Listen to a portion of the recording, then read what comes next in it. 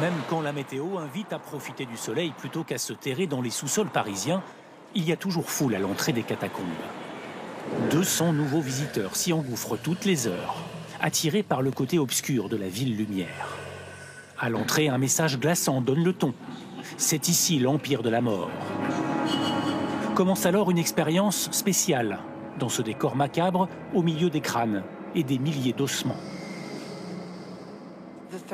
Je viens pour le frisson, pour être honnête. C'est incroyable. Je n'avais encore jamais vu de squelette. J'ai jamais rien vu de pareil. Une cité de la mort. C'est sinistre, mais c'est un formidable témoin de l'histoire. 6 millions de Parisiens reposeraient ici. Parmi eux, des célébrités comme Rabelais, La Fontaine ou Robespierre. Les catacombes furent créées à la fin du XVIIIe siècle pour désengorger les cimetières parisiens, saturés et insalubres. On a progressivement vidé les 150 cimetières à peu près qui se trouvaient dans Paris, dans le cœur de Paris. Cimetières publics, cimetières liés à des couvents, à des monastères, cimetières liés à des églises également, pour évacuer tous ces ossements. Des ossements déversés par des puits comme celui-ci, puits savamment agencés au cœur des anciennes carrières souterraines de Paris, qui avaient servi à bâtir une partie de la ville.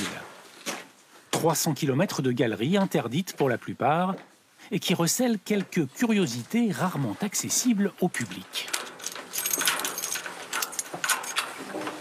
Ainsi, au détour d'un sombre couloir, la trace surprenante laissée dans la pierre par les ouvriers carriers, la reproduction d'une forteresse espagnole.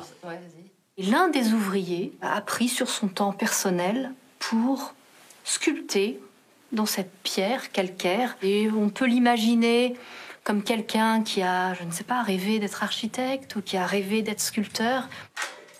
Quelques marches plus bas, quasi intactes depuis le Moyen-Âge, ce puits créé pour apporter l'eau dans les carrières.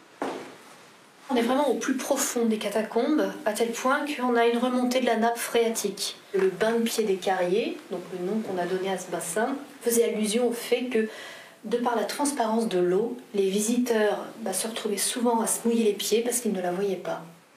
Des vestiges témoins d'une intense activité souterraine passée et qui abrite aujourd'hui le plus grand ossuaire de France. Un monde de silence, devenu l'un des sites les plus courus de Paris.